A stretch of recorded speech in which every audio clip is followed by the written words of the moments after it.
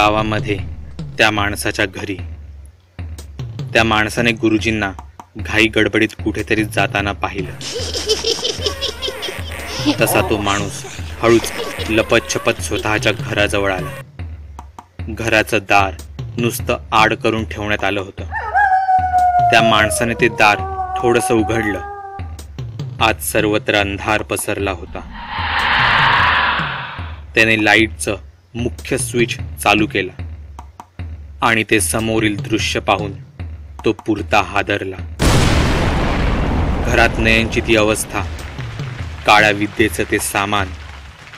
त्याने ओळखलं की हे काहीतरी भयानक आहे. त्याने त्याच्या मुलाला आणि सुनेलाही तो प्रकार दाखवला. आता हातावर हात ठेवून चालणार नव्हतं. त्यांनी दाराला बाहेरून कुलूप लावलं आणि ते गुपचूप कुठेतरी गेले. काही किलोमीटर दूर त्या गुहेमध्ये. आता संध्याकाळ झाली होती. आमच्या समोर तो हमजाद होता. चेतन हा प्रकार आधीच आमच्या हवाली करून स्वतः काही पावलं पाठी झाला होता. हमजाद ही एक 6 फुटाची काळी सावली होती. पण ती ठोस होती का, हा प्रश्न आमच्या समोर होता. मी उजव्या बाजूने तर विशाल डाव्या बाजूने पुढे जाऊ लागलो. त्या सावलीला फक्त चेहऱ्याचा आकार होता, पण प्रत्यक्षात तिला डोळे, नाक, तोंड असं काहीच नव्हतं. ती एका जागी स्थिर होती. आम्ही धावत तिच्या बाजूने तिच्या पलीकडे जायचा प्रयत्न केला, पण तिने आमचे हात पकडले. काही कळायच्या आतच त्याने आम्हाला गुहेच्या भिंतीवर ढकललं. आम्ही स्वतःला सावरलं. आम्हाला हमजादाचा स्पर्श झाला होता. म्हणजे आम्ही सुद्धा त्याच्यावर उलटवार करू शकतो या विचाराने आम्ही त्याच्यावर धावून गेलो. आम्ही आमच्या पद्धतीने त्याला मारू लागलो, पण आमचे वार त्याच्या शरीरातून आरपार जाऊ लागले. त्याला आम्ही साधं स्पर्शही करू शकत नव्हतो, पण तो मात्र आमच्यावर सहज वार करू शकत होता. त्याने आम्हा दोघांना तिथेच अक्षरशः लोळवले. आम्ही कसे तरी पाठी झालो. आम्ही स्वतःला जरा सावरले. हे वाटतं तितकं तर सोपं नक्कीच नव्हतं. आम्ही पुन्हा एकदा त्याच्यावर धावून गेलो, पण आमच्याने काहीच होत नव्हतं. पण आम्ही सुद्धा हार मानत नव्हतो. तो आम्हाला मारू लागला. त्याने माझ्या आधी पोटात आणि मग एक कानशिलात लगावली. माझे कान अक्षरशः सुन्न झाले. तिथे त्याने विशालला उचलून गुहेच्या भिंतीवर आपटले. विशालच्या डोक्यातून रक्त वाहू लागलं. चेतन तिथे फक्त येरझाऱ्या घालत होता. त्याची इच्छा असूनही तो काहीच करू शकत नव्हता. ही लढाई एकतर्फी होत होती. आमच्या समोर अमानवी शक्ती होती. तिला आम्ही हरवू शकतच नव्हतो. तिला मात द्यायला तिच्या विरुद्ध अशा म्हणजे एका दैवी शक्तीची आम्हाला गरज होती. हो, एका दैवी शक्तीची. याच एका वाक्यात एक उत्तर, एक मार्ग दडला होता. मी फार पूर्वी एकदा वाचलं होतं. अमानवी शक्तींना दैवी मंत्रांनी ताब्यात ठेवता येतं. त्यांना मंत्रांनी बांधून ठेवता येतं. त्यांच्या 4ही बाजूंनी जर पवित्र मंत्राचं कवच बनवलं तर त्यांची वाईट शक्ती आपोआपच त्यात अडकून नष्ट पावते. इतक्यात चेतन बोलला, हा हमजाद स्वतःहून तुमच्यावर वार करत नाही, कारण त्याला इथे तुम्हाला मारायला नाही तर तुम्हाला अडवायला, तुम्हाला थांबवायला पाठवलं आहे. तो तेच करत आहे जे त्याला सांगण्यात आलं आहे. तुमचा मृत्यू तर त्या मांत्रिकाच्या रूपात इथे येणार आहे. तुमच्याकडे फार कमी वेळ शिल्लक आहे. तुम्हाला आता लवकरात लवकर काहीतरी करायला हवं. मी तिथे आजूबाजूंच्या खोलीतून राख, कुंकू जे मिळेल ते हातात घेतलं आणि गुहेच्या भिंतींवर जागोजागी ओम आणि स्वस्तिक काढू लागलो. माझं पाहून विशालही तेच करू लागला. आम्ही गुहेची भिंत, जमीन या पवित्र अक्षरांनी रेखाटली, पण हमजादावर याचा काहीच परिणाम दिसत नव्हता. आता आमच्याकडे तितकासा वेळही नव्हता. रागाच्या भरात मी जमिनीवरील एक दगड उचलला आणि त्या हमजादावर जोरात भिरकावला. तो दगड त्याच्या कपाळावर आपटला.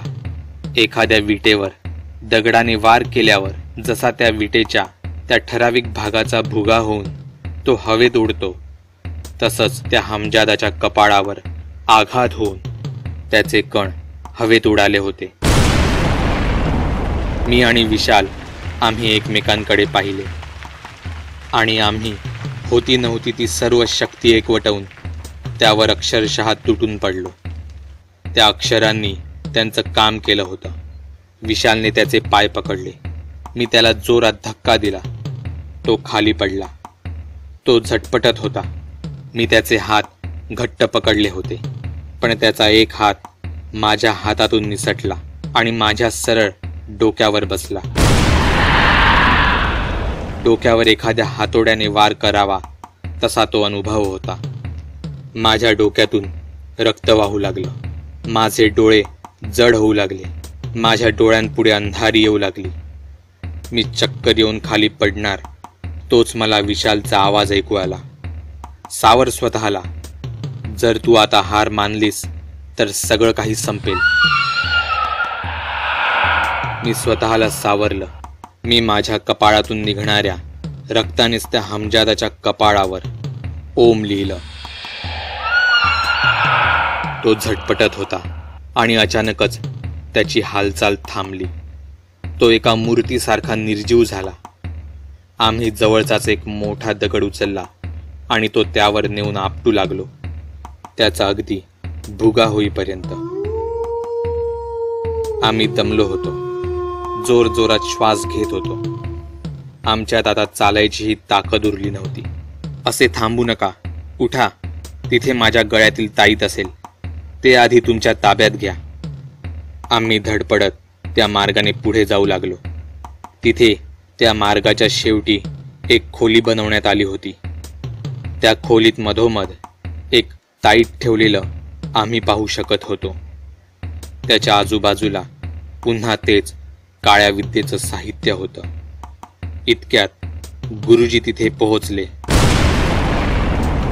ज्याची भीती होती तेच झालं होतं.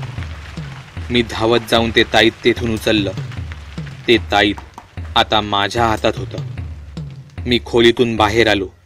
माझ्या समोरच एका बाजूला चेतन, समोर गुरुजी आणि दुसऱ्या बाजूला विशाल असे तिघेही उभे होते. आम्ही चारही जण चार वेगवेगळ्या दिशांना उभे होतो. गुरुजी तुम्ही? मी म्हणालो. अजूनही तुला हा गुरुजीच वाटतोय? चेतन बोलला. हाच मांत्रिक आहे. तुला आठवतंय मी तुला सांगितलं होतं माझ्याबद्दल कोणाशीच काहीही बोलू नकोस. याला कारण हाच होता. याने मला बंदी बनवलं, पण माझ्या शक्ती मी इतरांवर वापरू शकतो. मी गुहेतून कधीही बाहेर येऊ शकतो हे या मांत्रिकाला माहीत नव्हतं. मी तुम्हाला लपून मदत करतो आहे हे जर याला माहीत झालं असतं तर त्याने सर्वात आधी माझ्या गळ्याचा फास अजून घट्ट केला असता. आणि मला तेच नको होतं. तुम्हाला शंका आली असेलच, तुमच्या प्रवासात एकदम इतक्या अमानवी शक्ती कुठून आल्या? यालाही कारण हाच मांत्रिक होता. गुरुजी, तुम्ही मांत्रिक आहात, पण तुम्ही असं का केलं? आमचं सोडा, पण तुम्ही तर गावातील माणसांनाही एका अर्थी फसवलंच आहे. फसवलं नाही, याने त्यांच्या भोळेपणाचा स्वतःसाठी फायदा करून घेतला आहे. अरे चुप, असं म्हणत गुरुजींनी त्यांचं रूप एका झटक्यात बदललं. गुरुजींचे श्वेत रंगाचे वस्त्र आता अचानकच काळ्या रंगात बदलले होते. त्यांचा चेहराही बदलून एक किळसवाणा विद्रूप चेहरा तयार झाला होता. तो आता खऱ्या अर्थाने मांत्रिक दिसत होता.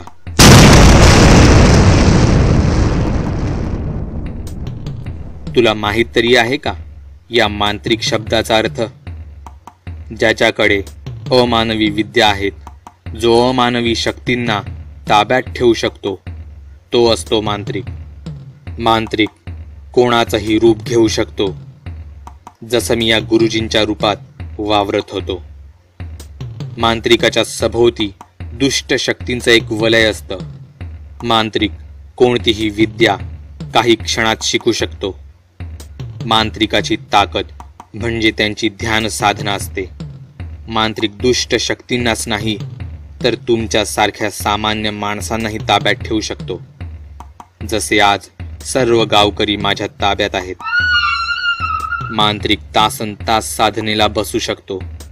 तंत्र मंत्र विद्येत मांत्रिकांनी महारत मिळवलेली असते. मांत्रिकांकडे मायावी विद्या असते. हे बोलताच विशाल धाडकन जमिनीवर पडला. मांत्रिक हसू लागला. माणसांना वेदना देण्यात मांत्रिकाला आसुरी आनंद मिळतो. असं म्हणताच हमजादच्या विरुद्ध लढताना मला झालेल्या जखमांमध्ये मला अचानकच असह्य वेदना होऊ लागल्या. मी वेदनेने आपोआपच ढोपरावर बसलो. मांत्रिक तो असतो जो लोकांचे विचार बदलून समाजात अधर्म पसरवतो. मी वेदनेने कळवळू लागलो. चेतनच्या गळ्यातील ताईत अजूनही माझ्या हातातच होता. समोरच मांत्रिक उभा होता, पण त्याचा कसा आणि कोण करणार होता अंत? नयनचं पुढे काय होणार होतं?